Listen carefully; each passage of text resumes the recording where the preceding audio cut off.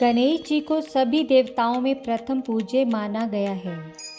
गणेश जी की पूजा के बगैर कोई भी शुभ कार्य प्रारंभ नहीं किया जाता। भगवान गणेश के परिवार से लेकर वाहन तक हर चीज़ बताती है जिंदगी को जीने का सही तरीका।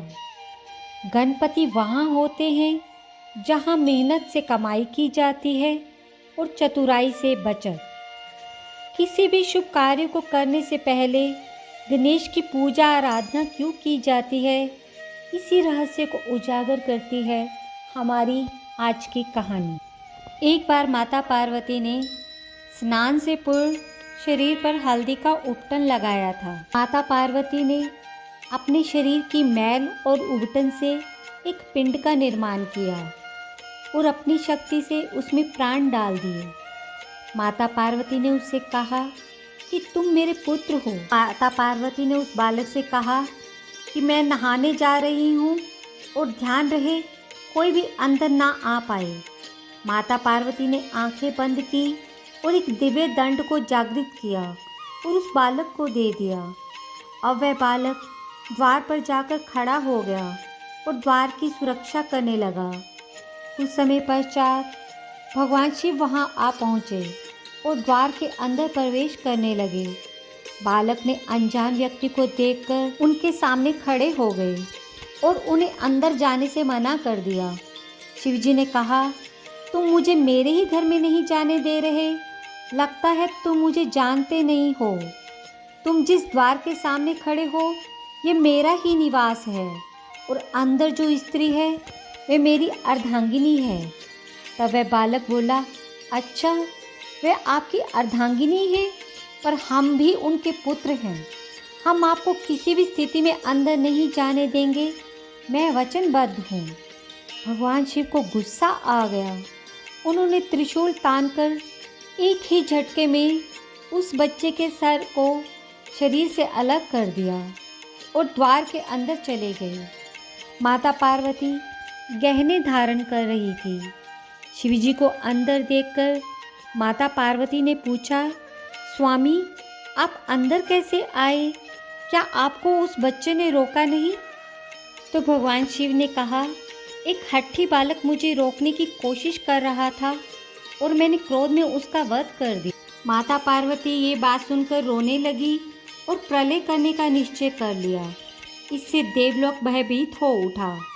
फिर देवताओं ने उनकी स्तुति कर उन्हें शांत किया। भगवान शिव ने गरुड़ जी से कहा कि उत्तर दिशा में जाओ और जो भी माँ अपने बच्चे की तरफ पीठ करके सोई हो उस बच्चे का सिर ले आओ। गरुड़ जी को काफ़ी देर तक ऐसा कोई नहीं मिला। अंततः एक हथिनी नजर आई। हथिनी का शरीर ऐसा होता है कि वो बच्चे की तरफ मुंह कर नहीं सो सकती। तो गरुड़ जी ने उस शिशु हाथी का सिर काट कर ले आए। शिवजी ने उस बालक के धड़ पर रखकर उसे पुनर्जीवित कर दिया। माता पार्वती उसे पुनर्जीवित देखकर बहुत खुश हुई और तब समस्त देवताओं ने बालक गणेश को आशीर्वाद दिया। भगवान शिव ने भी उन्हें आशीर्वाद दिया कि किसी भी मांगलिक कार्य की शुरुआत अगर गणेश पूजा से होगी तो ही वो सफल होगा। उन्होंने गणेश को अपने समस्त गणों का अध्यक्ष घोषित करते हुए आशीर्वाद दिया कि विघ्न नाश करने में गणेश जी का नाम सर्वोपरि होगा।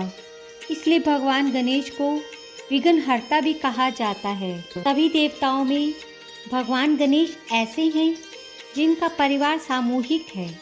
माता पिता शिव पार्वती, भाई कार्तिकेय, पत्नियां रिद्धि सिद्धि और 2 पुत्र योग और क्षेम। गणपति वहाँ विराजते हैं जहाँ परिवार एक है। मतभेद भले हों लेकिन मन भेद नहीं है। इंसान अकेला होता है तो छोटी छोटी चुनौतियों से भी घबरा जाता है। परिवार साथ हो तो बड़े बड़े संकट झेल सकता है। इसलिए गणपति कहते हैं, परिवार के साथ रहें, एक बनकर रहें, आपके जीवन की कई मुश्किलें खुद हल हो जाएंगी। जहाँ परिवार में प्रेम है, एकता है, सामूहिकता है, वहाँ गणपति हमेशा रहते हैं। तो ये थी हमारी आज की कहानी। ऐसे ही सुंदर और मनमोहक कहानियों को और सुनने के लिए मेरे चैनल को लाइक और सब्सक्राइब करना ना भूलिएगा और अपनी प्रतिक्रिया नीचे कमेंट बॉक्स में दें।